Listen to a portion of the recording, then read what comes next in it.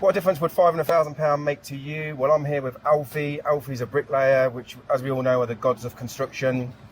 And Alfie's going to tell us a bit about his transition from tradesman to developer, and how he's come across this amazing site, which is a life-changing deal. So, welcome to the channel, Alfie. Thank you. How did you find the site?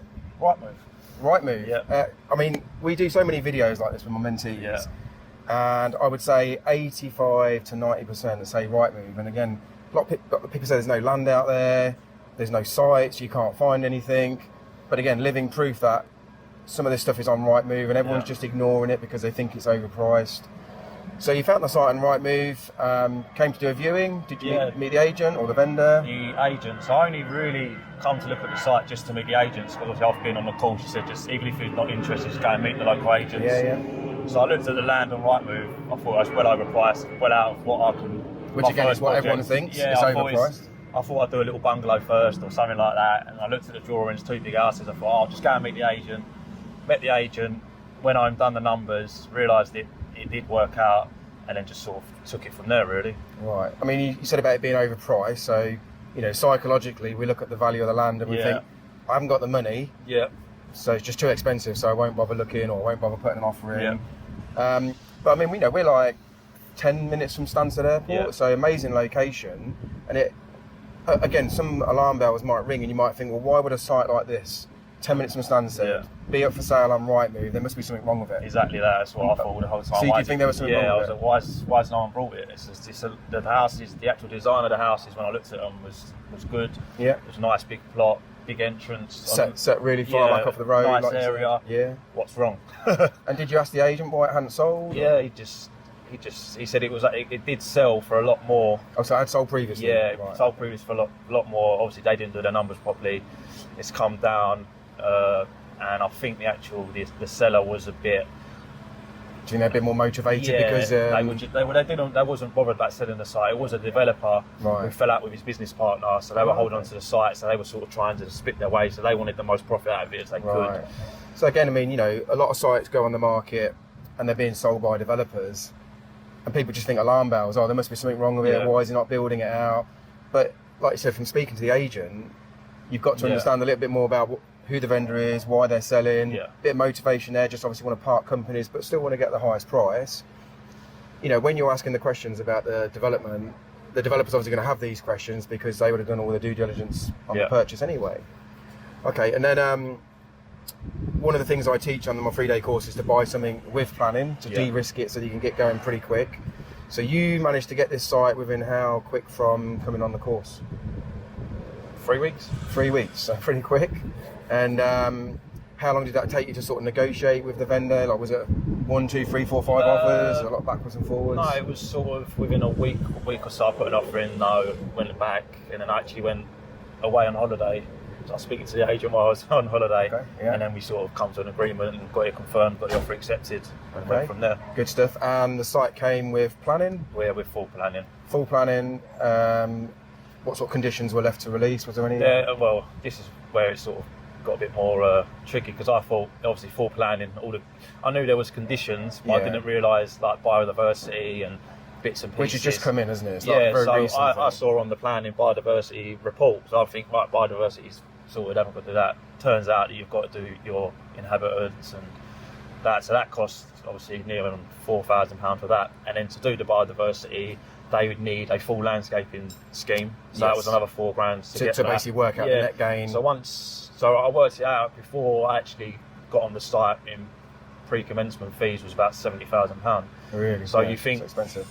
In my head I was, right, it's got planning and I haven't got to pay anything until I start building, but that's another learning curve to make legals, funding, like I say, you've still got to pay your architect to do some bits and bobs. Architects, and then you have to, because obviously the bank want everything sort of signed and done before you actually release any money, before they actually say they're going to borrow you the money. All this needs to be done, so it's all sort of up front, which is another learning curve. Okay, so like I say, biodiversity was a bit of a unknown because it just came in after we'd done the training, but in between you buying the site. But luckily you got quite a big plot here, so there was enough to be able to get the 10% net gain on site. No, I've got half a unit, so I'm actually giving them, where the site comes in at an angle for the drive, I've actually given them these 2 plots as a bit of a thing, but because they say So you can get some on site, and then you've got to do a bit off because site. I can separate it from the actual building and let them have it, but you can't actually do it on the site. No. So, so I've got to find half a unit, I think. Okay. So, what was the site originally on the market for? 750. And how much did you agree to buy the site for? 650. 650. So, significant drop. Yeah. You know, so again, for people watching, just because a price is listed on Rightmove, don't assume you've got to pay anywhere even near that sometimes. Yeah. And some of my guys are getting land for almost 50%, you know, just from negotiations and bringing the vendor down gradually. Once you can show them the fees and where the build cost and where things go, and well, utilities is another one. People just look at what the end value is and think, I want 60% of that, and it just doesn't work out. Yeah. Everyone's like old school, 50% for the land, 50 like it's not. It doesn't work out like that. And let's be realistic. You know, a lot of like a third. Well, I was going to say a lot of agents still they almost pluck numbers out of the air, and I think it's to get the vendors on board, but then they actually have to undo the vendors, expectations, and it makes the agent look bad. Yeah. But again, I think like if you can get in front with a vendor and talk to them and explain your numbers and explain why you've arrived at your offer, it's almost like a done deal because they start to get to know you and like you and trust you. When you start explaining stuff to them, they realise you know what you're talking about as well. Yeah. Even though you're blagging it. Well, yeah. You're not. You're being transparent. Yeah. But like you say, some of this stuff you have to learn as you go. But the agents will never tell them this stuff. They just like you say, they tell, we'll get you this. And then it's a disappointment for them when they realise they're not going to get it. It is a disappointment, yeah. I mean, one of the things that we've done like working together is that I've been at the end of the phone and Zoom, so you can always run questions with Wiley. And I know there's been times where it's been a bit overwhelmed for you. Yeah. But I've always just said, look, let's just focus on the next step. One of the best advice was just take every step by step. Like 1 minute. Yeah, we're getting to complete next week, and I'm on higher, and the next minute there's something else, and it's another obstacle. But just taking it step by step and not letting it get to you too much is. Yeah, and I go through this all the time with people like Alfie, with my mentees, where we're going to complete next week, and I'm like, no, there'll still be some more stuff coming from the lender. The solicitors will come back last minute. Like it's going to take, I think it was 16 weeks or 16 weeks, and they said 8 to 12. And then, it just kept dragging, and then it was another problem with investors, another problem with the second charge on the land, and then it was just, we need another form of this, another form of that, and it just carried on, but we got there in the end. Yeah. So, put your offer in, gets accepted, and then you're going to be like, what, how am I going to pay for it? Yeah. Where's the money coming from? Yeah, but again, that takes a lot of guts, and this is what I help people do. It's like, look, get the deal accepted, let's get it agreed. Get the deal first, the money will come to the deal. If you get a good deal, you'll find the money. So, getting offer accepted without having the money is quite a, it's a bold thing to be able to do, but sometimes you have to go through that process and right, now what? When you said to do that, I was like, really? And a lot of people that I'm speaking, because obviously I've got carpenters are now looking to go into property development as well, and they're like, I'm trying to get investors. I was speaking to Jordan the other day, wasn't I? So trying to get investors. I said, no, just get the land. Yeah. Because if you go to an investor, they're going to say, what am I investing in? What do you want the money for? If you've got a deal and you're like, I've got an offer accepted on this is a profit, this is what's going to happen. Yeah. And then people think, and they've got more to think about than just, they want money off of me. Yeah. So I'm not going to name the person who gave you the money, but you managed to get all the money from one person, somebody who you'd been working with. Yeah. And that person, when we was talking about investors, about what you say to them and how you present yourself, you have to do it in very different ways. And the guy that you borrow the money off is quite old school, isn't he? He's not spreadsheets, he's not technical. So I said to you, put your pack together, put it on pen and paper, investors pack. Just put the investor pack together and show him. And that worked, didn't it, in this case? Done nice big A3 so you could see the numbers clearly. Yeah. So it worked. And some people, that's how their brain works. They just want to look at a few basic things. Yeah, if I showed him a spreadsheet with 1,000 numbers, he's only going to look at the last number. So I just broke it down simply. This is the build cost, this is the profit, this is the finance cost, and that's the profit, and that's your split. And that's the way I sort of structured it, and they liked it. And there's been a few wobbles along the way with the investor, and that's because he's old school. Like I say, it's almost like he'd want to just bring the money in a carrier bag. Yeah, literally. To physically know that you got the money, but when you're going through solicitors, they want to see where the money's come from. Yeah, guarantors and bits and pieces like this. It's scary for any business, but when you've got to try to explain it to them, it's not as bad as it seems. So you managed to raise the money. You've come in and brought all the development financing as well. which has been a big thing. It's a lot of paperwork, a lot of boxes to tick, a lot of sending the That documents was over a sort several of times. off-put for me as a builder as well, thinking... It was for me. Obviously, I was a site manager, so I can do paperwork and bits and pieces, but the thought of solicitors and banks and... Well, also dealing signing with like a 50, 60 page document in just small sort of print. Going through all that, but same thing. Take it step by step, just do it Step by step. just sign it. So every day was just a learning curve, and just being on the ball with it and just signing it, getting anything I need done straight over, and just... And now you've been through that process once, you know what to expect the second time round. It's not going to be as overwhelming. Now I have a rapport with the lender, so if I want to lend again, I hopefully could use the same lender and sort of do move along that. And this is the thing, you know, if you want to start doing bigger developments, you have to start with something like this, because the lenders want to see that you've done what you say you can do. They come and check the site out to release the money. It's a good process to go through, and I think it does elevate you to do things as a businessman, as a developer, rather than I'm not a tradesman I do anymore. a monthly like progress report that I send to the bank as well, so they like that. So they've got the monitoring surveyor, but then they get a progress report as well. So and it's allowing you to keep track of the development, like say your costs. So I use like an app that I've got, which I take all the pictures on. It's got all my like safety paperwork on there, the sign-in sheets and everything, and I can link the pictures to like plot and elevation, carpenters. So when I do my spreadsheet, it's all on the sign-off sheet. It's all on there. So the bank like it, and I'll send it to the investor so he can see what's going on as well. So and that's good, because a lot of trades would struggle with that stuff. But like you say, you know what's happening on site. You're about to go on holiday next week, so you know everything's planned in advance. We're talking about the roofers coming in, brickies have got some bits to do. You don't need to worry about the site, because you've got the right trades in, and you've got your program to stick to. What would you say has been some challenges with the site? Probably just getting it over the line within just that last minute. Just next that week, last next week, and just the stress of it all. Obviously, it's a lot of financial pressure at the start. Thinking I'm putting all this money in and I haven't actually got anything yet, because you're paying for everything. And there's still risks, to some degree, of that money. It could be lost. I mean, with developments is high reward, but it can also be high risk. And my job is to help you mitigate that risk, allow you to understand the process. Like you said to me before, spend that money. If it was easy, everyone would be doing it, and that's what I say to everyone. Everyone's like, "You're mad, you're mad, you're mad." I'm like, but looking you're not back going to get now, nowhere doing the same thing. No, but looking back now, do you feel like it's all been a blur? And it was actually probably easy. It was just the emotions and not knowing and new territory. Just thinking everyone's out to get you. But this is the easy bit, isn't it now? Oh yeah, this is like no customers. So let's talk about the numbers. So what's going to be the gross development value of the site? 2.4. 2.4 million. I mean, I think it might.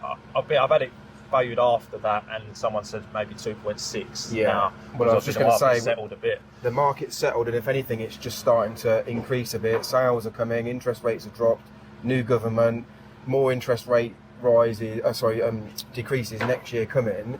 At the end of the day, look, regardless of the market, you're 10 minutes from Stansted Airport. Yeah. You're in a beautiful village, building amazing houses. So train stations straight into London. So you're building like what the high demographic with the income can afford, regardless of the market. This is not going to be someone who works in a factory. It's going to be businessman or very well paid, executive or something like that. Because, like you say, because of the value of the houses. Yeah. So you're building what the market wants. Build cost. What sort of build cost are we looking at? Just over £1 million. And that's just for the two houses. That's utilities, professional fees, everything all in. Everything, yeah. Okay, and what we touched on the profit, but you're looking to make around about £500,000. Yeah, obviously everything. Obviously, I've got to pay the investors and everyone out of that. But it's about £500,000. Yeah. But when you think of the work you're doing, because like you say, you're not physically putting the roof on. The scaffolders are in here today. I've done the foundations. Yeah. I've done everything up to now, really. Because you're bricklayer by trade, like you say, you've done the brickwork, but now it's more project management. Yeah. Making so now sure I can sort of chill out a little bit, do all my QA sheets, do everything I need to do to get it up to date, and then just sit back and relax. Sit back and relax. I think when you started, actually, the weather changed, didn't it? It wasn't actually too bad. You had so I was meant to complete before Christmas, which was a blessing because we had the worst January and February known to man. And with this site, where it's downhill, even if you get a little bit of rain, it's just clay and mud on clay base everywhere. Yeah. Even when I have lorries coming in on this has got 200 mil of hardcore, 100 mil of type 1. It's like a waterbed. When the lorries come on, the floor just goes like this. Is it? Wow. So it was a blessing in disguise. Even when we had a rainy day when I was doing the fallow, I just stopped work because it was just like, and it would dry out pretty quick. Yeah. But there was no point. As soon as you moved the digger, he was like a foot in the ground. But nice on your day today, like I say, site's clean and tidy, everyone's happy at work, living the dream. Yeah. Yeah, about to go on holiday and sit back and reflect on things. I mean, I presume you'll still be running things, but like I say, what, 15, 20 minutes a day, just checking on your phone? Like I say, the carpenters I've got here, they're spot on. They know that what they're doing. The roofers that are coming, they know what they're doing. I've got a couple of bricklayers that have got a bit of work to do while I'm away, so yeah, just hopefully tick over. Okay, and what's next for you? Are you looking for more sites? Because we were talking about domestic work off camera. Yeah, no, I think I'm done with domestic work for now. I'm looking at the next plot, so hopefully something either this size or maybe a little bit bigger. Yeah. Trying to obviously get bigger and better, but yeah, I'm just sticking to different developments now. If I don't find anything, I'll probably have a nice long holiday with the wife and treat her for the stress. Well, I think a lot of people come on my training and they want to do developments and they want to get off the tools and they want to become their own developer.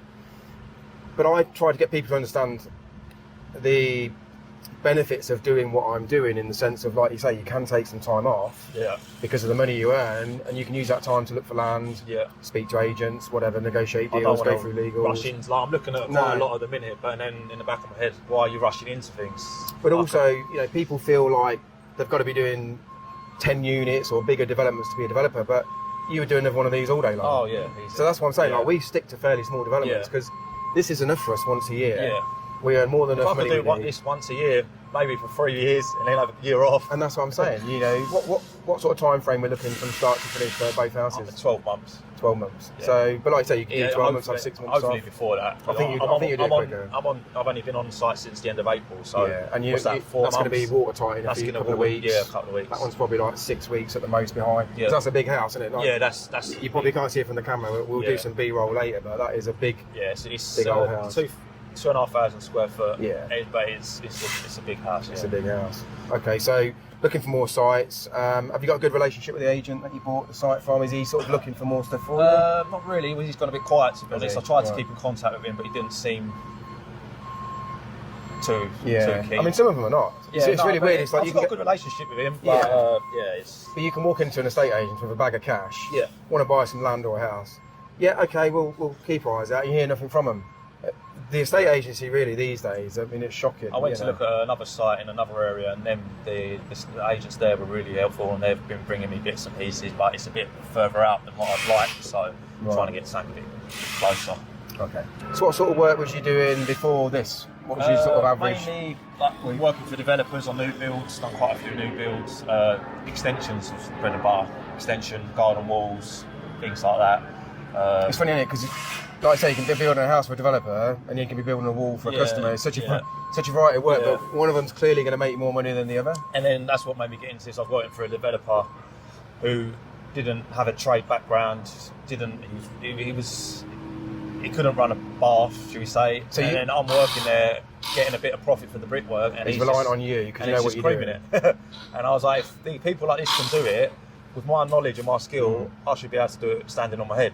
And again, for people watching this, like you say, as a tradesman, we know we could probably do a better job than most of the people out there. Yeah, just the man management. They're almost winging it. And ordering. I was waiting for materials, I was waiting for this, and just not knowing where that little bit ahead. It was just waiting for you to tell them what they need, where they should be that little step ahead. Yeah.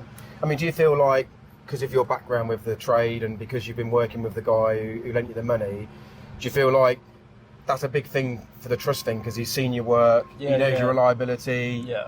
He's obviously said already, if obviously we get the profit out of here, we'll keep it in our company and move on to the next one. So we're looking to work with you on the next one as well. Yeah, which is amazing, isn't it? And that's what happens when you build these relationships. You don't need loads of investors. You don't need to be permanently looking out for them. You just need to find 1 or 2 or 3, and they're just going to want to keep working with you time and time again because their money's just going to go back in the bank. It's amazing how many people are actually watching you. Since I've started doing more Instagram videos and putting more out there what I'm doing, and I started Harry's New Homes, I've got an Instagram on that. And, I've been watching every time I go out for a meal or go out to the pub or something. I like your Instagram, and you realise people, and there'll be people there with money watching you and sort of seeing how you're getting on, seeing how it is at the end. So definitely good to have a presence on social media. I've not got the world's biggest social media by any means, but you know, I get recognised all over the place. I get people come up to me, you don't know me, but I've been watching your stuff on Instagram. So social that's media how I is... found you. I was scrolling through, saw you, watched one of your YouTube videos. I think you said watch it over 3 days. I watched it one evening, about 3 hours long. And then I was just hooked from then. And then I signed up to the course. And then, within a month, I was offer accepted. What was it like coming on the 3-day course? Because, you know, for people to pay for more education later on in their life, it almost becomes, I've left school. Yeah. I know I don't need any more education. So what made you come and do the actual course itself? It was just wanting to better myself, really. I know I've never been academic. I left school when I was 13, moved to Spain we're with my bricklayers, family. mate. None of us are academics. So I moved to Spain when I was 13. Went to school there for a year, to an all-Spanish school, so I didn't learn anything there. And I came back here when I was 18, started as a hod carrier, worked my way up to a bricklayer supervisor. So, it was... So would you say there were some gaps in your knowledge, like maybe the legals and the planning? So it was. I knew I had to do something to get a different outcome, and seeing what you was doing, and knowing that I could do the build part of it, but I just needed some guidance on the other bits and how to find it. And just from that 3 days, you can work out your GDVs, you can work out where to look for the land and what you need to look for, what you don't need to look for. It was just an eye-opener to sit in a classroom, especially with other people who are wanting to do the same thing, are in the same trade. Like-minded people. Yeah, like-minded people. And which some of them that you become friends with, which talking about Elliot and Brad and that. Getting to realise that if you want to get something better, you've got to invest in yourself. A lot of people saying you're mad on the mentorships and paying this and paying that, but like one bit of advice with you saying, why don't you just use the field at the back for your earth? Save me a fortune. And that's paid for the mentorship already. Yeah, I know. And just little things like even in legals, like it only takes one bit of advice from someone who knows what they're talking about could save you a fortune. Yeah, and compared to some of the mistakes that some developers make as well, you know, trying to be a bit naive and like trying to do this on your own with no backing. There's a lot of stuff, like you're obviously still learning yourself day by day. Always learn on every site, and I'd never stand here and say I know it all. And then, you know, things like biodiversity are thrown in to, you know, change things up. So, no one ever knows it all. I think I enjoy the learning process, but I go with, I go slow and steady to make sure that I learn on a small scale, and then I can pass it on to you guys. You know, I don't mind being a guinea pig, looking at different build systems as you've seen. So, I think that's what makes it exciting. Whereas when I was a bricklayer, you're building a house, especially with build one, build another. Bricklaying is so repetitive. You're literally a robot all You get to the point where you cannot learn anymore in bricklaying. And where I've worked so hard through the years, but I'm only 32, and my body's aching, and because I've done 7 days a week for 6 months and done 100 hours a week or stupid hours. Making me feel young now. Yeah, 8 o'clock at night. No, I've been here sometimes till 10 o'clock at night. And it does wear down, so I don't want to be doing this in 5 years. That's a really interesting point. I mean, like I say, you're 32, feeling the effects of physical work. 100%. You know, you ain't going to get no better when you're 50 if you keep doing it. When I turned 30, that's what sort of made me realise, because that's when I started up my construction firm and left. I had a really good job with a big brickworking firm in London, site manager. I had a company van. I could have just very comfy, nice wage, security. I had the job there. They've got loads of work on, but I always knew that I wanted to do my own thing. I always knew I had ambition to do my own thing. So that's when I started a construction firm, and then I decided that obviously that was going well, but I wanted to move on to this. I mean, I'm in my 50s now, but I was, you know, in pretty good health and shape. But I used to look at some of the people in their 50s and think, that's me in 5 years' time. I need to do something about it. Otherwise, you know. A lot of people on site as well, other foremen and other bricklayers, and they used to say, I had an opportunity when I was your age and I didn't take it, and I'm still doing this now. And I'll be working with bricklayers who are 50, 55, and he's having carpal tunnel on his wrist, all the straps on. Yeah, you can see a bricklayer walking down. I can go down the road and I say to my wife, "That's a bricklayer." You can see him just to walk, and you can tell a mile off. You can't physically work until 72.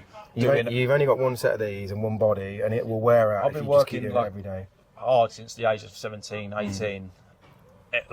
Obviously week in, week out, and it takes its toll. One of my drivers was not just to be able to provide for my family if I wasn't here, and give them a good son of life. That's the main thing. But it was to make sure that I'm in good physical shape as I get older, not deteriorating and no good to anybody. I'm working all these hours to provide for the family, but then I'm not spending time with my family. So if I can still earn good money and have more time to see my son. Like through this, my son's only like 18 months. I've been 7 days a week, not really seeing him, and but in my head, I know in 5 years' time, I can pick him when he's going to school. I can pick him up from school. I can drop him to school. I can take him out on the weekends because people will be doing the work, and I won't be doing it. Yeah, I mean, having kids can definitely make you work differently. I mean, like you see, you work with my boys.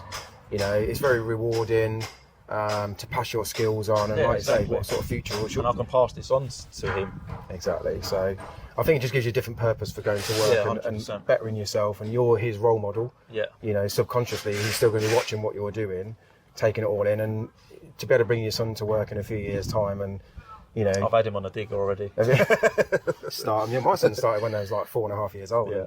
They can drive a machine at like 5, 6 years old, and people are like, really? I'm like, yeah, honestly, the kids are they're pretty clever. You know, my kids are not especially if it's academic. something they're enjoying as well. Well, my boy's not academic either. I mean, they can do everything on site. They can build houses on their own now, as you've seen. And that's purely from bringing them in at an early age, treating them like an adult, teaching them how to do things right and wrong, and then they thrive on it. You know, they thrive on that responsibility and giving them the opportunity, just like having an apprentice would for a lot of people. Yeah.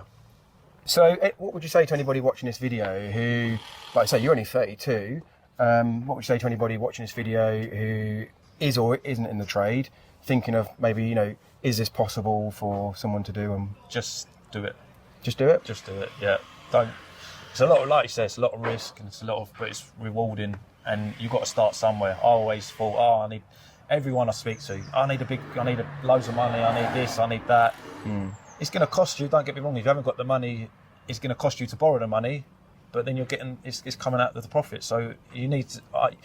You just need to start. Just start somewhere and just go in the deep end and do it. It's very rewarding, but it's very stressful at the same time. The same what I said earlier. It's well, like, you know, all the good things are worth that extra effort. If do you it know was what I mean? easy, everyone would be doing it. Everyone would be doing it, and it's hard, but it's rewarding.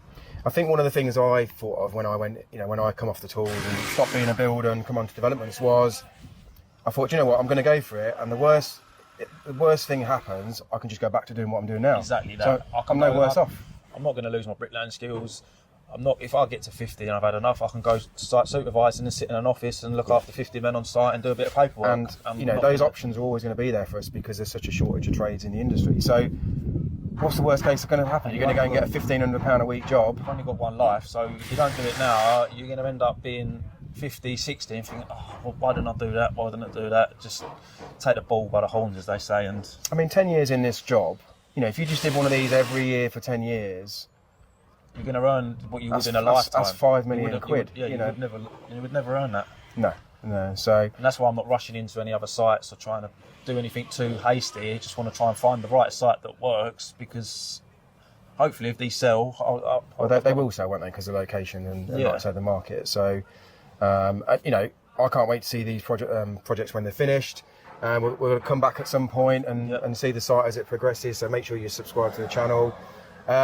How can people get hold of you if they're interested in like having a chat? Maybe if they've got land that you don't mind taking land through planning, do you? No, I'll take anything on garden plots, commercial conversions, anything anything. So I've got a Instagram page which is at AP Patrick Construction and Harry's New Homes, and then obviously I've got a website which is appatrickconstructionlimited.co.uk. And you've also got one of the guys just up there. He's talked about a joint venture with you, isn't he? So he's got a plot of land, and that's where, you know, the landowners joint venture with someone like Alfie and say, well, you do the build, you bring in the money, we'll provide the land, and we'll do a profit split. So you're open to conversations like that as well. 100%. And what sort of areas would you cover? Obviously, we're near Stansted, but Essex, Hertfordshire, North London, Cambridge, anywhere within like an hour of sort of Bishop Stortford.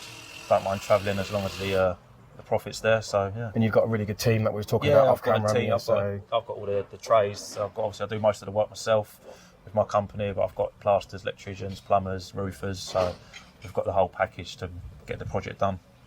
Cool. We'll drop Alfie's details in the bottom. So I hope you've enjoyed this video, and we're going to come back, like I say, and see this as it progresses, and we'll see you on the next one very soon.